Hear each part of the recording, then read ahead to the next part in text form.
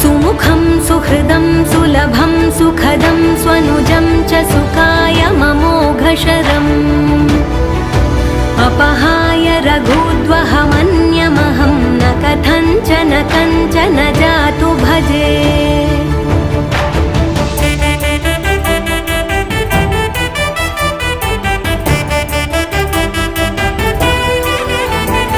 विना वेङ्कटेशं ननाथो ननाथः सदा वेङ्कटेशं स्मरामि स्मरामि।